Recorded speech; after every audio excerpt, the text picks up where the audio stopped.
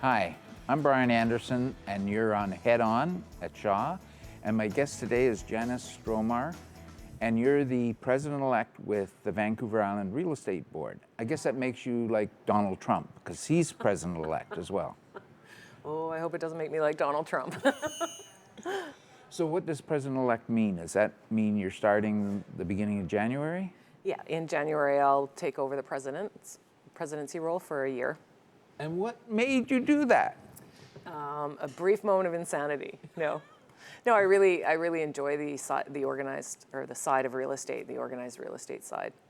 Okay. And how long have you been in real estate? I've been in real estate since I started as an unlicensed assistant in 2003 and got licensed in 2004. And I've been a real estate agent ever since. And you obviously you enjoy it, I take it. Most of the time I do, yeah.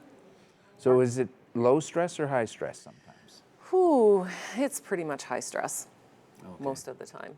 I mean, you're dealing with people's biggest assets, so it you take on the responsibility. Well, obviously you're somewhat flexible because you found out about this today. Mm-hmm. So I appreciate you dropping things to be able to assist us. So thank you again. You're welcome. So one of the things that I thought we might start off with is a brief discussion about assessed values and like appraised values or sale values, mm-hmm. because a lot of people think, those are the same, but they're not necessarily. No, in fact, when your home is assessed, it's assessed, the value is assessed in July the previous year. So when you get your 2016 assessment, it was actually assessed in July 2015. So when you're looking at, if you're looking at listing your home now and you want to know the market value, if you're looking at your assessment, it's often quite out of date. So it would be a year and a half out of date at this point. So when they're doing an assessment, do they just sort of like toss a dart at the wall? No, it's a little bit more, it involves a little bit more than that, but there are only a handful of assessors for all of BC, so it's done a lot on computers. It's based on I don't know what the actual algorithm is to figure it out, but it is done mathematically by computers based on recent sales. Okay. Mm-hmm. So when realtors are talking about listing a house, then how do they come up with a number? Well, first thing we do is we completely ignore the assessment. Sounds good. Yeah. What we do is we look at homes that are similar homes. So if we're looking at a 2,000 square foot home in North Nanaimo with 3 bedrooms, 2 baths, then those are the homes that we compare it to. And we mostly look at the recent sales. So within, in a fast moving market like we have right now, if I look at something a year ago, it's probably a little bit out of date, but mm-hmm. I can extrapolate what today's value would be based on our values in Nanaimo have increased in single-family homes 22% in the last year.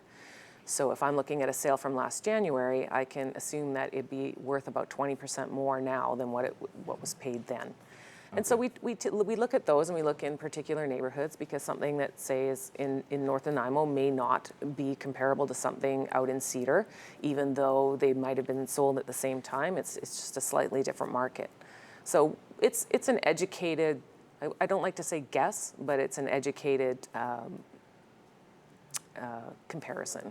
And we just determine what we think a home will sell for. And sometimes we're surprised. A lot of the times we're pretty close. Pretty close, yeah. Well, and that's what happens when you're dealing with a professional, because you're dealing with it every day. For most of us, we don't sell our homes that often. Thank goodness. Well, I'm in the south end, so when you talk about North Nanaimo, it definitely has led in the prices being higher. Mm-hmm. But then the south end has really changed a lot. It has changed a lot in the last few years, definitely. Even since I've been in real estate, it's changed a lot. Mm-hmm. So when people are looking at where the market is going, what do you see, or what do you think will be happening in the next while? Well, I wish I had a crystal ball so that I would know exactly what was happening. I know the British Columbia Real Estate Association looks at this, and they predict about a 15% less sales next year as opposed to this year. But that just, that's still well above the previous average Now, do you get a lot of people that are concerned about house prices here compared to Vancouver? Or, because my understanding is Vancouver's just a totally different market. It is a totally different market, and when government comes up with their, they've really been looking at housing affordability based on particularly the Lower Mainland, and trying to figure out ways to slow it down so that it can be maintained, and people like you or I can afford to buy a home.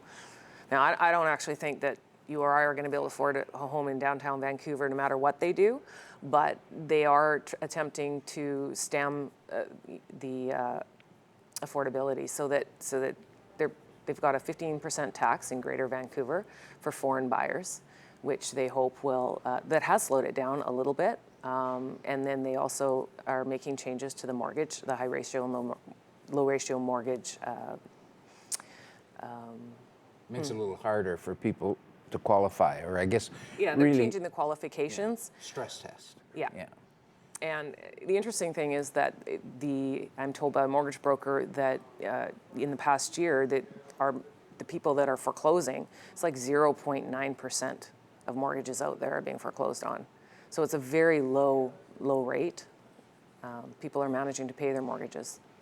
Well, that's good, and it's funny because the last show I was talking to John Horn about housing affordability, and one of the things that came up in looking at that was the city of Vancouver has been falling behind over the years in having enough just rentals to be available for people of all markets, all sizes, not just affordable or for homeless or whatever.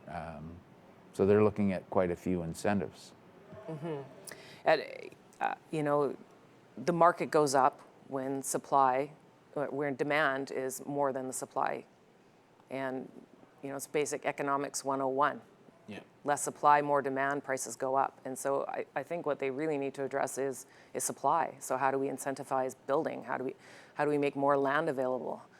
And that's a challenge in Nanaimo because we still have basically the city has a footprint, so we can't create more land. It's just a matter of using the land that we've got. And so Vancouver has the same problem. If you're in Calgary or you're in Saskatoon, you just keep building out. It's flat. You just keep building. But you're here, we're somewhat constrained by the mountains. So. And we can't build on the water. Nope. They might find a way someday, but not at the moment. Okay. So when you mentioned supply and demand, because one of the things that's happened recently is there's a very low supply compared to where the market was about a year ago. Is that historically low? So that is, I think, fueling some of the housing prices or keeping prices, forcing them higher? Absolutely. It's definitely a seller's market right now. But eventually seller's market ends. Real estate ebbs and flows. It's always been like that. I think it'll always be like that. So it's a really good time right now if you're a seller and you want to list your home.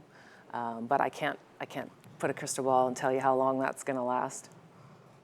So, and one of the things that I know, you mentioned the tax in Vancouver, Greater Vancouver.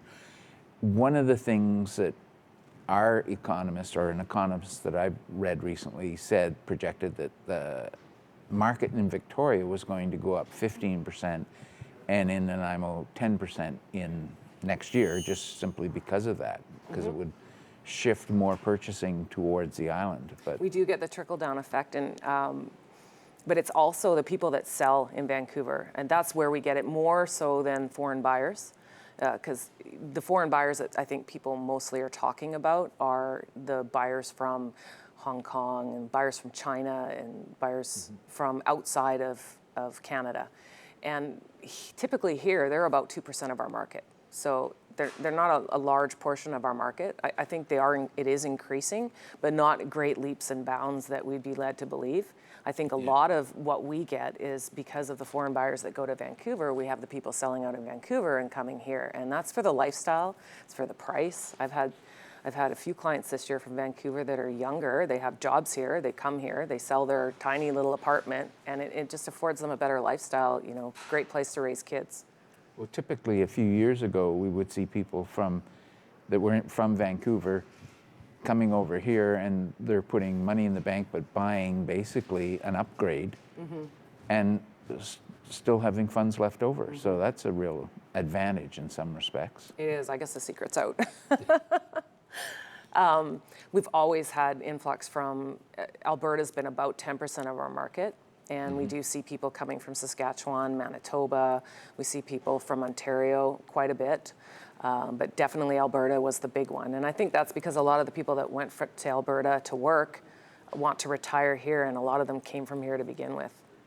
So are you finding a bit of a change with the number of Albertans coming here? I think it's about the same. I think we would still find that they're about 10% of our market, but I do think we are getting more people from the Lower Mainland. Okay. Because my understanding, the Alberta market, some of the jobs are a little bit tougher in the oil patch, but yeah, they are definitely. Their market is more dependent on oil, the price of oil, really, and so is the job market. I think here we're a little bit more diversified, but this is always going to be a retirement destination. And I think there's one real advantage. We're seeing Nanaimo becoming a little bit more of a high-tech or having a high-tech orientation, because people can do their job here and basically mail it in. Well, Exactly. Mail it in might be the wrong. As long as we have the technology, as long as we have the means, they can, a lot of people can work from home and show up at the office once a month or once a week. And that's a really a viable option for people now. And before, I wanted to back up, because when you were talking about affordability, this whole issue about seniors and having to pay taxes, because I'm not a spring chicken, but so do you have any advice in that area, or is that just something that you just have to be able to put aside to pay your taxes? Well, I think what people need to remember is that even though your assessment shows that your house, because people are going to see quite an increase this year, I think Oak Bay in Victoria, their increase in their assessments is about 40% from last year. So, and I think typically in Nanaimo, it's going to be 15 to 20% increase in the value of your home. But that doesn't necessarily mean that your taxes are going up, because it's up. Taxes are based on the mill rate or based on what the city's budget is, and then they raise and lower the mill rate as is necessary. But one option that seniors do have that perhaps younger people don't have is they can defer their taxes. So if you want to stay in your home and you're 85 years old, there's nothing wrong. If your house is now worth $400,000, why wouldn't you defer your taxes? But you have to be 85? I don't know how old you have to be to actually defer your taxes, Okay. but I don't think you'd want to start doing it at 55. Okay. You might have no equity at the end if you want to move. But then you would, yeah, I guess there's just a matter, the appreciation might. It makes it easier to do. If your house is appreciating, you can definitely defer some of your taxes. And that's an option for people. But a bit of a crapshoot, but I guess it's better than 649. That, is typically not a really good retirement Option? option or plan. There go my hopes. I think I read somewhere statistically that there's about 40% of Canadians, that's their plan. I'm going to retire off the lottery. Oh, really? Yeah. I think that's the sort of thing everybody would like to see, but you want to keep your options open. Yeah. So talking about the real estate market, is that still the best investment for people to make? I 100% believe that. The volatility of the stock market and penny stocks and what people invest in typically. And when I look at my RSPs, and I do have some RSPs, they don't really appreciate all that fast. But if you look at the market, as long as you're not in a position where you're forced to sell no matter what the market is, I don't think you can ever lose in real estate. And I guess, so we get back to Donald Trump, because I think that's been one of his biggest things is real estate investments. But Oh, absolutely. so he would probably lean in that direction as well, but that's beside the point. Now, you mentioned earlier that you're president-elect. So what is involved with that role with the Vancouver Island Real Estate Board? Well, the Vancouver Island Real Estate Board it's basically a member organization, association, so to speak. So there are 11 boards in the province, plus BCREA, which is the British Columbia Real Estate Association, and they're basically they're our provincial voice, and they have a different mandate than the local boards do. We do things like deal with membership issues, and we deal with the MLS. We run the MLS. We make sure they have lock boxes. They have access to different analytical materials, things that help them do their jobs and be better professionals. And so we're a membership association, and that's our mandate. And so being president-elect, it involves a few things. I guess being a voice of Vancouver Island Realtors is one of them. So maybe as a voice for Vancouver Island Realtors, no, I'm not trying to put you on the spot, but I know there have been some issues that have come up, and the provincial government is talking about regulation. Yes. Yes, there is a new superintendent of real estate, and they are overseeing the rules and regulations that we all fall under. So I guess basically self-regulation's been taken out of our hands. But we welcome anything that protects the consumer and increases the professionalism of the local realtor on the street. So how many times or how often has there been a problem with realtors? Because it's not significant, from what I understand. I mean, the Wild West of real estate is long gone. We have a lot of rules we have to follow, and 99.9% of the realtors out there really want to do a great job for their clients. We take on our clients' real estate dreams, and we try to make them happen. And we try to do it in a fair and as honest and way that we can. And I think, there's always a few bad apples in any. Yeah. There's bad lawyers out there, but there's a heck of a lot of good lawyers, and we all like to make fun of them. But I was in the legal profession before. I know it. But most of the people I run into really do try to do the best job and protect their clients to the best of their ability. And when they made all these changes, and we of course had the independent advisory group that came out with 28 recommendations to better protect the consumer. I think some of them are a good idea. A lot of them are good ideas. Some of them not so much, and some of them we've actually been doing anyways. But it's all about consumer protection, and I think we welcome that. So you don't feel that the government's being too intrusive?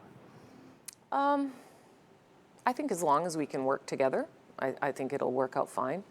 A lot of the rules and things that their reactions come, some of it's political, but it's based on the actions of a very few. I mean, there's about 23,000 realtors in British Columbia, and we're talking about the actions of 10 or 15 people in one brokerage in the Lower Mainland. So the vast majority of realtors do a really good job. Because wasn't the government also concerned about flipping? Now, I'm not sure whether they're talking about realtors flipping or just people flipping. They call it shadow flipping. Flipping. Yeah, so it's basically, it's signing a contract. And it's a perfect storm right now. It's such an appreciating market. So when values go up as quick as they do, typically when you buy a home, it's about two months before it closes. And in Vancouver, when there's such a short supply and such a huge demand, you sell your home for $2 million in January, and it doesn't close until March, and then the realtor's approached by somebody who says, hey, I really want that house, and then they offer that house to somebody else for $2.5 million. Now there's a $500,000 lift on that. So the first buyer assigns the contract to that second buyer, right, for an extra $500,000. Now the first guy gets the same amount of money, and he sold his house for the market value at the time. But now, of course, he's not happy that the next guy just made $500,000 by buying his house, but he doesn't actually close on the house. So it's assigning a contract. It's always been legal, but when you've got a perfect storm of this sort of thing, it can make it, if people aren't properly notified that this is happening, it can make for some problems. But that's more a timing issue, isn't it, really? Because I assume if I'm selling the house and somebody's signed a contract and wants 4 months before closing, that if I'm going to accept that, I'm happy with the price. So what's the downside? But it's when people feel like maybe something was kept from them. that they were Oh, I duped, or see. they didn't actually get, that the realtor maybe sold it for less than it should have. But as long as it goes out and it's a fair market and people have an opportunity to come in and see the house, and that's the best offer you could get, that's probably your market value at that time. But the problem becomes is when you're dealing with such big numbers that it's difficult, and such a quick moving market. Okay, so let's talk about the Nanaimo market. We have no shadow flipping here. Okay, well, that's good to know. But my understanding is that any house under, say, 500,000, 450, somewhere in that range, anything below that is basically flying out the door. Yeah. So, and anything that's over the 500,000 may be taking a little bit longer, but we're actually now seeing sales that are going for $1 million. Yes, and not necessarily waterfront, which is the first time that we've seen that in that I can recollect, anyways. So, should we be concerned about that, or is it just something that's happening? I think it's just inevitable that market prices increase. I mean, as long as the buyer's out there willing to pay that, then then people are going to ask it. And I think that's kind of where we're at, because realtors don't actually make the market. The market is made when a seller and a buyer reach an agreement that they're willing to pay for that. And so that's when you get a market. Realtors just try to keep up. Okay. So you're running. That's why you've got. That's why I got a Fitbit. Yeah. I'm always on the run. Always on the run. So you got to keep up with the market. You've got to know where the market's going to be able to advise your clients. At least make an educated Okay. prediction. So do you find it hard to keep up with market stats? Well, the Vancouver Island Real Estate Board does put out stats every month, but it's based on, it's always about 2 weeks behind, because which in a slow moving market, it really doesn't matter. Because it doesn't change all that much. So, but when we're looking at, like we just did our November stats, they just came out at the end of December. But if someone bought a house a week ago, that won't be included in that, because their conditions, we only track unconditional sales, so their conditions won't be removed probably for another week. So those will be in the next month's stats. So the one thing it doesn't do is it doesn't track, it only tracks, houses or listings that have been on MLS. Yes, it does not track private sales. Okay, so, and I found that a little bit different, because in looking at some new sales, I was looking for some new sales in Victoria and couldn't find anything. And yet they're like, Boza Brothers had a big project down there that basically half the units sold almost in the first weekend. Yes, because typically those big developers, they hire their own in-house agents, but they're not necessarily licensed real estate agents or licensed realtors. They're hired by the developer, so they're just required to be licensed. Yeah, they're like a salesperson that you would meet when you're selling like a timeshare. Same kind of thing, or a car. They're working for that developer. They're not. Whereas realtors are actually your agent. They're actually working for you. Okay, because that's an important question as well. It's a very important distinction. If I am selling my house, you're working for me as a seller, and it's usually another realtor that will come along for the purchaser. Mm-hmm. Often. So occasionally the realtor can do both sides of the transaction. It happens. If permitted. It happens. It's not, I'd say, out of 20 sales, maybe one is what we call double-ended, and so that's where the realtor acts for both the buyer and the seller, and then that's called a limited dual agency, and that occurs. And in that case, they have to be fair and honest to both sides, and they have to have permission from both sides to actually act for both parties, and they can give advice, but they can't. If you were a seller and I was acting for the buyer, I couldn't tell you what the buyer's willing to pay or their motivation for buying, and likewise, I couldn't tell them the lowest amount you're willing to take and what your motivation for selling.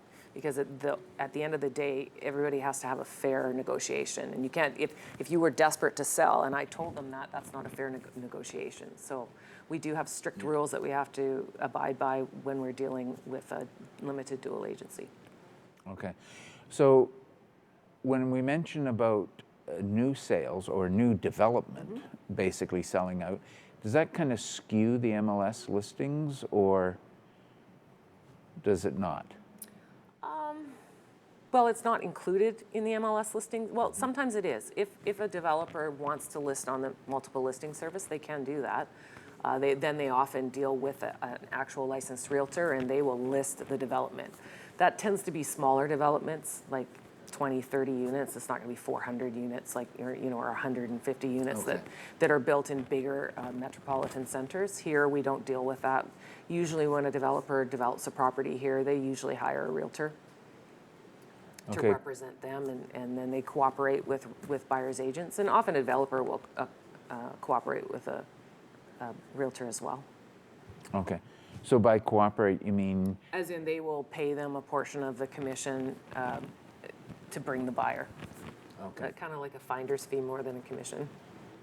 So as the Vancouver Island Real Estate Board, you don't necessarily supervise like salespeople for developers then? No, we don't really supervise realtors. We're a member association. The Real Estate Council is responsible for for overseeing the members. So if a consumer has a complaint, the best place to take that is the Real Estate Council, because they're the ones that have the power to bring someone up before a hearing and to sometimes in the very worst cases, sometimes they have to give up their license for a period of time or forever if it's really bad. They also have the ability to assess fines. Whereas the Vancouver Island Real Estate Board, if a consumer calls to complain to us or to our staff, they'll often we'll talk to them, find out if it's something that should be referred to the Real Estate Council, and they will often refer them on to the Real Estate Council.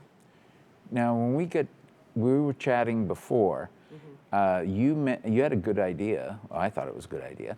And it was about affordability and the government bringing in sort of legislation to try and restrict buyers. When I was talking about new construction, they actually did this in Australia, and that's where I'd love to take the credit for coming up with that by myself, but I believe it was Australia where they did this. Don't tell anybody. Okay, I won't. It was my idea. So what they did is they said that foreign buyers could only buy new construction, and that does a couple things. It frees up all the used homes to go to people that are actually living in them and that are here, which takes care of some of the problems we have with there not being enough housing. But it also stimulates jobs. I mean, the builders, if they know that foreign buyers that only foreign buyers can buy their product, that foreign buyers can only buy their product, they're more likely to take the chance, and it will stimulate building as long as there's land to build on. And so that's one of the major problems is being landlocked. Okay, so it's funny because it's in places like Hong Kong where you mentioned earlier about land. There they put an airport on new land, but anyway, something different. Anyway, we've gotten to the end of our time. Oh, so really? Janice, Quickly. I know I told you it would go quickly. What am I going to talk about for 30 minutes? But that's great. So thank you, Janice, for coming in here and pitch hitting and for your information on real estate.